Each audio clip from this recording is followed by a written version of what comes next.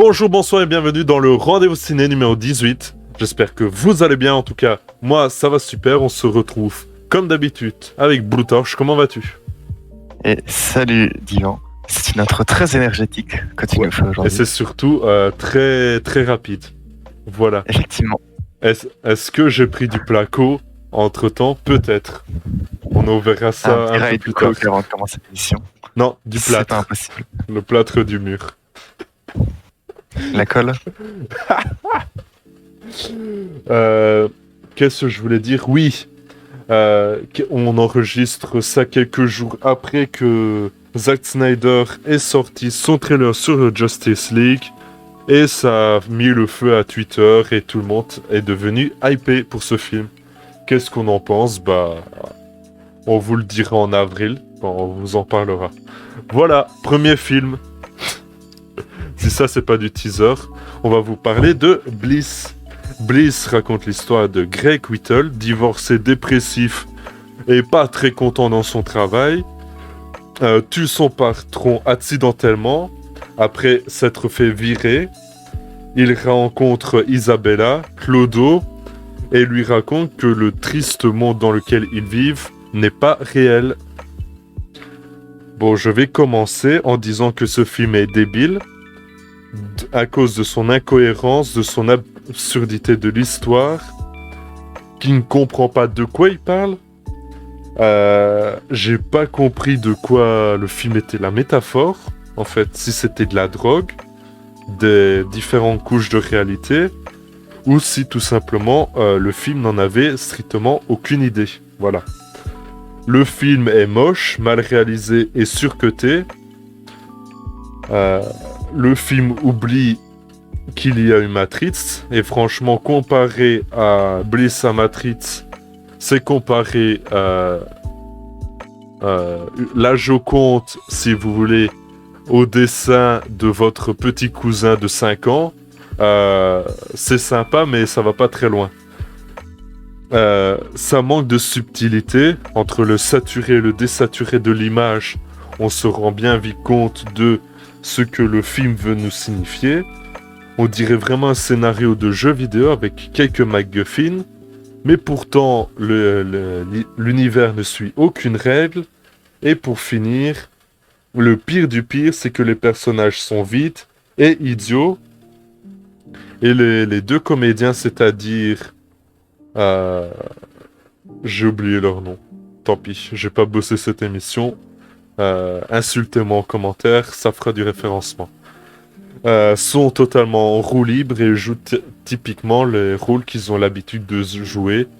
Typiquement, l'homme, il joue d'habitude des rôles de personnes dépressives. Bah là, il joue un homme dépressif. Et Salma Hayek, que je viens de retrouver son nom à l'instant, a des personnages hauts en couleur. Et là, voilà, là c'est pile poil dedans. On dirait vraiment qu'il n'y a eu aucune direction d'acteur. Et toi, Blue Torch, qu'est-ce que tu en as pensé? Eh bien, je suis d'accord avec toi sur la plupart des points. Mais pas d'accord non plus sur tout. Genre, tu parlais du fait que tu ne savais pas de quoi le film était une métaphore, mais en fait, les films n'ont pas forcément besoin d'être une métaphore, même dans les films du genre de Bliss. Parce que les films du genre En passant pécho, dont on parlera plus tard, ne sont évidemment pas vraiment des métaphores. Mais voilà, un film comme Bliss, même si c'est supposément censé être un film plus réfléchi, n'est pas non plus obligatoirement une métaphore. Mais en fait, le film a certains côtés intéressants, notamment dans son histoire. Mais je veux bien que le Blitz ne veut pas faire réfléchir, mais lui-même il réfléchit pas. On dirait un mec qui se tabasse le mur, la tête contre le mur, parce qu'il trouve ça marrant en fait. Ça n'a strictement aucun sens. On sait pas où il veut aller, on sait pas d'où il vient. Après, j'ai pas dit que le film ne voulait pas faire réfléchir.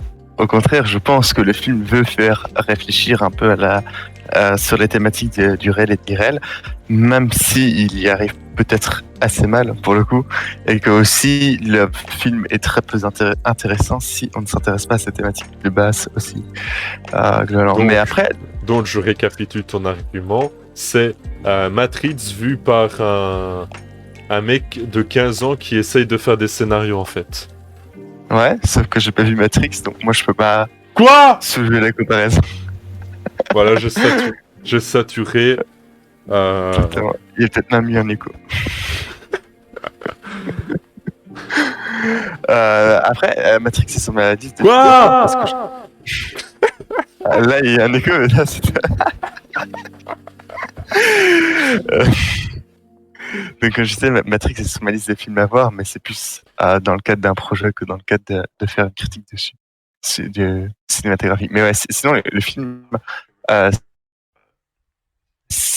d'un point de vue réalisation ou quoi que ce soit, est clairement très classique, vraiment toi tu disais mauvais. Bon, je peux pas rentrer là-dessus parce que je ne sais pas forcément ce qui est mauvais ou bon, mais vraiment je sais moi qu'il est très classique, très bateau et n'a rien de spécial à ce niveau-là. Mais sinon le film soulève quand même quelques questions intéressantes, comme je l'ai dit à propos du réel et des réels, d'un point de vue et aussi de ce qui est réel et de ce qui n'est pas, ce qui revient plus ou moins au réel.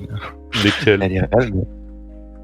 Ben, principalement au fait que dans le film, quel est le monde qui est le plus réel et le monde qui est le moins réel d'une certaine manière par rapport au point de vue du protagoniste. Genre typiquement pendant toute une grosse partie du film, la Clodo comme je disais est en mode tu es réel et tout le reste est irréel, on vit dans un autre monde, ici c'est juste une simulation. Genre pendant la moitié du film t'es un peu en mode t'as des preuves de ce que t'as, genre ce que tu dis et le fait que t'as un peu des pouvoirs chelous, genre tu pourrais juste très bien être un peu défoncé quoi et balancer ça à tout champ. Et par la suite dans le film, même quand on a vraiment la preuve que l'autre monde d'une certaine manière existe réellement, au final on peut se questionner d'un point de vue, est-ce que les simulations sont pour autant irréelles ou non?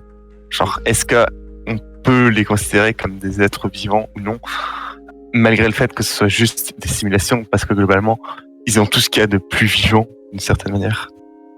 Non, mais pour moi, aucun des deux mondes présentés dans le film n'est réel. C'est normal, c'est un film. Non, mais par rapport à la réalité du film, si tu veux. Aucun des deux mondes présentés n'est la réalité de l'univers du film. Dans quel sens? Bah, le monde triste, on sait de base qu'il est faux à cause du portefeuille qui glitch dès le début. Et par la suite, je vais essayer de ne pas trop spoiler, le monde idéal est un peu parasité par le monde triste. Triste, oui. Je vois ce que tu veux dire. Ah, mes souhaits. Donc, ce faisant, je pense qu'aucun des deux n'est réel, en fait. Ouais, que les deux mondes sont irréels. Oui, ce point de vue, ça tient totalement. Un très bon point de vue. Mais d'une certaine manière, tu peux considérer aussi que les deux mondes sont réels. Aussi. Mais voilà, en fait, d'une certaine manière, ça dépend du point de vue. Et ça mérite, la question mérite d'être posée et a un point de vue assez intéressant. Après, je suis d'accord que c'est la seule chose que le film a d'intéressant au final. Le film à côté est très bateau dans tout le reste et il aurait peut-être justement dû plus développer ce point intéressant parce qu'au final, c'est le seul point fort du film. Le reste du film est juste classique, bateau, voire mauvais. Non, mais justement, je suis pas d'accord. Pour moi, ça, c'est un gros point négatif. Vu que c'est justement ce dont je parlais avec les règles, c'est qu'ils n'arrivent pas à se fixer, même en questionnant le réel, les règles des univers, et il fait à peu près n'importe quoi. Le film n'a pas forcément besoin de se fixer des règles, forcément. À partir du moment où un film est par définition irréel et introduit inévitablement, dans la plupart des films en tout cas, des éléments irréalistes, le film n'a pas forcément besoin de se fixer des règles. Très bien, mais dans Star Wars, bon, c'est un film qu'on connaît par cœur tous les deux, il y a les gentils, les méchants, et ils utilisent des pouvoirs magiques. On est d'accord. Mais si il y a un méchant, comment je peux dire ça, qui lance un Expelliarmus sur Skywalker, tu vas te demander comment c'est possible. Quelle règle suit l'univers? C'est un manque de cohérence interne. Et c'est justement ça que je reproche à ce film. C'est envoyer des Expelliarmus à Obi-Wan Kenobi, à la face. Comme si c'était des grosses faciales, en fait. Moi, ça me dérange, en fait. Je comprends d'une certaine manière ton point de vue et je pense que la métaphore est assez mal faite à côté. Écoute, moi ça m'emmerde que Gandalf envoie des faciales d'Expelliarmus à Skywalker, en fait, Luke Skywalker. Ça n'a aucun logique. Logique que Gandalf lance des Expelliarmus plutôt que Dark Vador. Ouais. Admettons. Ça aurait mieux été Dark Vador qui lance des Expelliarmus sur Frodon. Là, ça aurait été totalement n'importe quoi. Mais ouais. Je comprends ton point de vue, même si je trouve que la comparaison n'est pas forcément bien faite. Bah, évidemment, j'exagère. Même si elle est plutôt drôle. Mais oui, je comprends ton point de vue, la nécessité d'avoir des règles, mais en fait, beaucoup de films n'imposent pas les règles, et beaucoup de films aussi laissent juste les règles un peu être décidées par les spectateurs, ce qui n'est pas forcément un point positif. On est d'accord. Qui est même souvent un point négatif, je trouve. Bah, on est d'accord. Mais voilà, c'est pas non plus un point... Enfin, tu peux reprocher ça à ce film, mais à côté, il y a d'autres films qui peuvent avoir le même reproche, et des films qui sont souvent considérés comme bons. Bah, mais n'hésite pas à choisir un de ces films et on va le détruire au rendez-vous ciné numéro 20. Allez. Ouais, je t'aurais bien cité Star Wars 9, mais on n'a pas besoin de citer cet argument-là pour le détruire.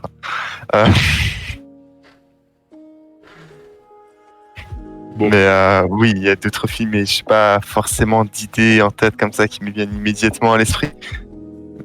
Surtout qu'il faudrait que, même si j'ai une idée bien précise, il faudrait que je la développe, ce qui n'est pas forcément très simple à faire en assez peu de temps. Je te propose plutôt de conclure sur Bliss. Je crois qu'on s'est suffisamment étalé sur le sujet.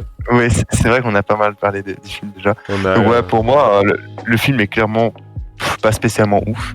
Sur ce point, je te rejoins pas mal. Et si je dois le conseiller, je le conseillerais que si vous vous intéressez aux questions que soulève le film sur le réel et l'irréel. Mais sinon, voilà, le film est très lambda et pas intéressant à regarder si on s'intéresse pas aux questions qui soulèvent. Alors, personnellement, je trouve que c'est une merde sans nom et que c'est pour l'instant l'un des pires films que j'ai vu cette année-ci. Mais bon, en même temps, on n'est qu'en février. Mais par contre, je vous conseille un film dont je préfère largement à Bliss et qui est fait par le même réalisateur, qui pose à peu près la même question du réel dans tous ses films, qui est High Origins. Mon accent anglais dégueulasse, qui pose la question de est-ce que si les personnes ont les mêmes yeux de manière anatomique, est-ce que c'est la même personne ou est-ce que c'est une réincarnation? Voilà. Et je l'ai vu il y a très longtemps, mais c'est un film qui m'a fortement marqué. Par contre, son premier film, Anne Other Earth, j'ai trouvé que c'était une merde sans nom aussi. Donc, admettons que c'est une fois sur deux, il fait un bon film. C'est pas de chance. Voilà. Prochain film. En passant pécho. Alors, En passant pécho, c'est assez difficile à résumer. Mais c'est Cockman et Eddie qui sont des amis. Et Eddie retrouve par chance sa sœur en train de se fiancer à un baron de la drogue local et introduit Eddie comme dealer à son mari. Mais Cockman et Eddie étant des losers un peu bébêtes, les choses ne se passent pas telles qu'elles devraient être. En passant pécho, c'est un stoner movie, mais je vais laisser Blue Torch vous en parler. Déjà, c'est un film d'humour et comme vous savez, les films d'humour dans le rendez-vous ciné, et moi, c'est toujours une grande histoire, souvent de haine. Hein. On est d'accord. Mais on est d'accord. Mais ici, le film, je l'ai pas forcément détesté, je l'ai pas forcément aimé non plus. En fait, le film a pendant une grosse partie du film, j'ai même vraiment plutôt bien aimé le film. Le film était assez drôle si on le prenait totalement au second degré. Bah, si tu prends le film au sérieux, le film est une vraie purge. Mais ça, voilà, c'est pas un film qui est fait pour être pris au sérieux. Et voilà. Oui, voilà, faut être débile pour le prendre au sérieux. Mais voilà, sinon, si tu prends vraiment le film au second degré, le film est assez drôle dans un premier temps. C'est quand même déjà bien parce que c'est le plus gros point fort qui est censé avoir le film, normalement. Donc c'est déjà un truc assez réussi. Mais en fait, le film a un gros défaut. C'est sa fin, et genre pas sa fin, genre ces 10 dernières minutes, c'est sa fin, genre ces 30 dernières minutes, où le film part totalement en couille. Genre, avant, le film était un film second degré tout au long, mais qui se tenait quand même un peu au sérieux, qui avait un minimum de réalisme, qui commençait pas à s'insulter lui-même d'une certaine manière. Mais à la fin, le film garde le second degré, évidemment, mais devient totalement n'importe quoi, en fait. En brisant le quatrième mur. Ouais, il brise déjà totalement le quatrième mur, très mal, je trouve, dans des scènes pas du tout drôles au moment où il brise le quatrième mur. Il part dans de l'irréalisme total au niveau de ces scènes, genre une scène où un gars se fait tirer dessus, dodge les balles et tout, au calme, les faire bondir avec comme si c'était une poêle dans PUBG. Enfin, ça part totalement en couille la fin du film, et en fait, ça devient tellement absurde que ce n'est même plus drôle, en fait. T'es juste en mode, mais what the fuck, qu'est-ce qui se passe? C'est n'importe quoi, et c'est dommage parce que là où le film avant était absurde, mais drôle en étant absurde, à la fin, il est juste absurde, mais beaucoup trop. Il part trop en couille, et ça détache totalement du film. Alors voilà, le film reste assez drôle sur la majeure partie du film, mais c'est quand même dommage que les 30 dernières minutes, on décroche totalement et on se dit, mais what the fuck, mais qu'est-ce que je suis en train de regarder, quoi? Genre, après, un petit bonus du film, un petit truc que le film rajoute, c'est une scène post-générique à la fin qui est excellente. J'en parlerai pas ici pour pas spoil, mais vraiment, on en a parlé avec Divan avant le rendez-vous ciné. Elle est vraiment très drôle et vraiment excellente. Si vous regardez le film, vraiment regardez bien la scène post-générique, parce qu'elle est magique. Mais voilà, sinon, pour moi, le film est pas mauvais en soi. Il est assez drôle et c'est juste dommage sa fin qui fait que ça part totalement en couille, qu'elle ne donne même plus envie de rire du film au final sur la fin, et qui gâche un peu tout le film. Ouais, et je laisserai la parole à Divan. Alors, je te rejoins sur le fait que sur la première heure et quart, j'ai constamment pleuré de rire. Ça passe d'une situation totalement débile à une situation totalement absurde. Typiquement, l'introduction du film, ce sont deux blancs un peu bourgeois assez chics qui se disputent pour savoir lequel d'entre eux va chercher la cocaïne pour eux étudier mieux. Et au final, l'un d'entre eux se retrouve dans l'appartement de Cockman qui était occupé de baiser son frigo. Voilà, ça se pose là. Et pour ceux qui se demandent, il baisait vraiment son frigo. Et au final, Cockman lui refile un peu de placo en lui tassant à la moitié à la place de la cocaïne. Et ça crée des méchantes hallucinations. Et c'est incroyable. C'est incroyable. Ce film est fait par des génies de l'absurde. C'est la suite ou un spin-off de la web-série En passant pécho, justement. Et je n'ai pas regardé malheureusement, mais ça me donne assez envie de regarder. Le comédien, d'ailleurs, Nassim Lies, qui joue Cockman, porte le film pendant un très long moment sur les bras, et je dirais presque tout le film, puisqu'à chaque fois qu'il y est, c'est vraiment le sidekick rigolo, mais qui fait mouche. C'est vrai qu'on s'en fout à peu près de l'arc des personnages, de l'histoire, mais l'histoire est là avant tout pour rigoler. Mais tu parlais du brisage du quatrième mur, que je trouve moi assez intéressant, voire parfois assez drôle, notamment dans la scène du van, où il y a des personnages des personnes qui ont été recrutées pour faire la prochaine séquence du film, et qui gueulent « Nouvelle séquence, nouvelle séquence ». Et c'est assez rigolo, en tout cas pour moi. Voilà, c'est à peu près tout ce que j'ai à dire. Je vais conclure en disant, si vous voulez vous payer une bonne tranche de rigolade, n'hésitez pas à regarder En passant pécho. Et toi, comment peux-tu conclure? Je suis d'accord avec toi sur le fait que si vous voulez vous taper une barre, il y a de fortes chances que vous vous taperez une barre en passant pécho si c'est votre style d'humour. Ben voilà, le film est juste vraiment un peu dommage pour sa fin que j'ai vraiment pas aimé.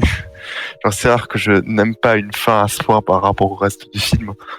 Là où le film à côté, même si je ne l'ai pas trouvé exceptionnel, je l'ai trouvé chouette, sympa, mais voilà. Mais après, sinon, le film est drôle.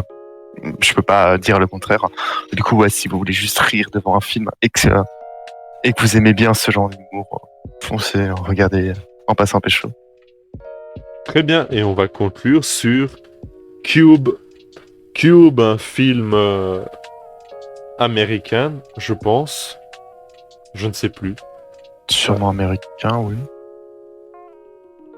Un film, disons, admettons, un film américain retraçant l'histoire de 5 personnes, si ma mémoire est bonne, dans un labyrinthe formé de pièces cubiques, essayant de trouver la sortie. Autant bien que mal. Tu as conseillé ce film au rendez-vous ciné. Pourquoi ça? Bien, sache que je conseille les films au rendez-vous ciné pour les voir, et pas parce que je trouve qu'ils prêtent à discussion, parce que j'ai un peu la flemme de juste chercher des films que j'ai vus qui prêtent à discussion. Et du coup, je conseille des films que j'ai envie de voir, que je trouve qui pourraient être intéressants, mais que vu que je n'ai pas vu, je me trompe parfois. Et c'est le cas avec Cube. Ce film n'a pas grand-chose à dire dessus au final. Le film est assez chouette en général. Genre, voilà, le film n'est pas mauvais, mais en fait, c'est un film très classique, même pour l'époque. Genre, en le regardant, j'avais l'impression de voir un saut qui se passait dans un cube, en fait. C'est tout. À part la thématique du cube qui revenait, la fin qui est assez originale, si on peut dire. Le film est vraiment très classique. Et enfin voilà, c'est genre. Après, je sais pas lequel est sorti en premier entre Saw et Cube, mais en soi, ça n'a pas vraiment d'importance. Je dirais pas que Cube a plagié sur Saw ou l'inverse. Juste les deux films se ressemblent beaucoup, mais parce que c'est plus ou moins comme ça qu'on faisait d'une certaine manière les films à l'époque. Et c'est un peu dommage d'une certaine manière, parce que du coup, tu vas juste te dire en regardant le film, bah ouais, c'est ça, c'est genre, ils sont dans des pièces, ils se baladent, bon, ils se baladent pas tout le temps dans les pièces, dans les sauts, mais voilà, ils voient des pièges et tout, ils essayent de les esquiver, de survivre et de sortir, en fait. Et voilà, c'est ça, c'est genre exactement le scénario de Saw, juste cube, ça se passe dans un cube. D'accord, mais c'est voilà. Quand même bien fait au final. Le film, oui, est bien fait. Est bien travaillé et l'histoire est certes simpliste, mais le développement des personnages est intéressant. Oui, clairement, le film est clairement pas mauvais. Il est très sympa à regarder. On s'ennuie pas devant. Comme tu as dit, l'histoire, les personnages, assez tout dans le film est intéressant. Et juste, son film souffre un peu de son manque d'originalité. originalité. Genre, un exemple que j'aime bien prendre, c'est les personnages. Il y en a beaucoup qui meurent, évidemment. C'est pas du spoil de dire ça, je ne dirais pas quel personnage meurt par contre. Mais clairement, vous regardez 10 minutes de film et vous savez quel personnage va mourir assez vite. Ceux qui vont survivre, c'est peut-être un peu plus compliqué à trouver. Mais ça, je vous laisserai en regardant le film le découvrir, si vous le regardez, évidemment. Et si vous êtes même doué, vous pouvez même prédire dans quel ordre les personnages vont mourir. Tellement le film est assez prévisible à ce niveau-là. En fait, le film est plutôt bon, genre intéressant, chouette à regarder et tout. Juste, le film souffre clairement d'un manque d'originalité, même par rapport au film de l'époque, en fait. C'est un peu dommage. Je me suis pas renseigné sur ça, mais est-ce que Cube n'a pas été beaucoup repris par la suite? On va dire que ça soit le patient zéro et que ça a créé un réel engouement de scénaristes pour faire des scénarios à la Cube. C'est effectivement possible et c'est peut-être ce qui fait que le film Cube nous semble si familier d'une certaine manière. Mais voilà, c'est pas hyper original. D'ailleurs, je viens de regarder ici, Saw est sorti après Cube, genre 8 ans après. Non, 7 ans après. 7 ans après Cube. Donc c'est effectivement possible que, comme tu dis, Saw Cube plutôt a lancé d'une certaine manière une mode de film qui fait que pour nous ça semble si familier de voir un film comme Cube. Et si ça semble pour l'époque c'était totalement novateur et tout, et tu découvres ça et tu dis wow, le film est génial, super original et tout. C'est vrai qu'à ce niveau-là, oui, je veux bien l'admettre, mais en tout cas le film actuellement a plutôt mal vieilli par rapport au film plus récent. Cube est sorti quand? En 97. Ah. Et Saw est sorti en 2004. Je croyais que Saw était plus vieux que ça. Moi aussi. Écoute. Attends, 4 ans après Matrix 1? Ça me semble bizarre, mais oui, je te crois. Après, ça sent que Wikipédia dit de la merde. Hein. C'est... voilà. Et d'ailleurs, Cube est canadien. Mais bon, ça, c'est l'Amérique, donc ça vient là. Très bien.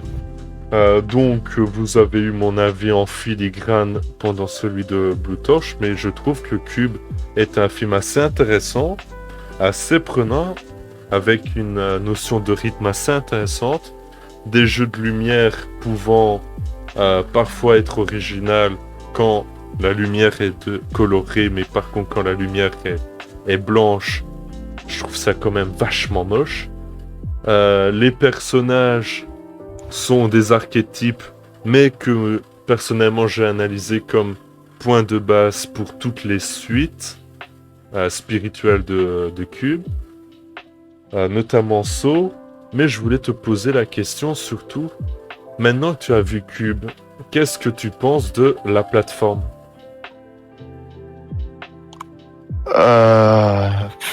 C'est une question complexe que je n'ai pas du tout préparée. Tout à fait, d'accord, je vais parler pendant que tu réfléchis. Mais non, c'est bon, je peux parler en réfléchissant, c'est pas un problème. En fait, la plateforme soulève plein d'autres thématiques que Cube ne soulève pas. Je suis pas d'accord. Pour moi, Cube et la plateforme sont étrangement similaires dans le fait de survivre à une menace bien réelle dans un environnement hostile par l'innocence du survivant.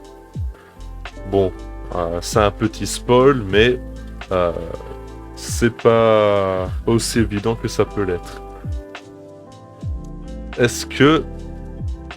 Oui, les mises à mort sont assez marrantes dans Cube, beaucoup moins dans la plateforme où ça c'est beaucoup plus humain, mais il y a quand même un sacré parallélisme à faire. Il y a effectivement un parallélisme à faire, ça, je suis d'accord. Après, je trouve pas que les deux soient si similaires, à part le fait qu'ils soient confinés dans un petit endroit seul ou bien à plusieurs, et que on peut même pas dire qu'ils essaient de s'enfuir parce que dans la plateforme, ils essayent pas de s'enfuir dans un premier temps. Comme tu disais, plus ils essayent de survivre. Mais dans Cube, ils essayent de s'enfuir, ils essayent de survivre évidemment, mais c'est genre pas. Les deux sont pas très similaires, je trouve. Bah, pour moi, la plateforme est une suite spirituelle justement à un cube. Je veux bien, il y a des points qui sont repris de la plateforme de, qui était dans Cube, mais voilà, de là à dire que la plateforme est une suite spirituelle à Cube, c'est pas, je suis pas forcément d'accord. Après, voilà, c'est chacun son point de vue à ce niveau-là. Bon, on parle évidemment de la plateforme parce que on a fait une critique dessus, mais ça aurait pu être un tout autre film. Mais on va conclure en se demandant quel film on conseille entre la plateforme et Cube. Qu'est-ce qui est le meilleur entre les deux?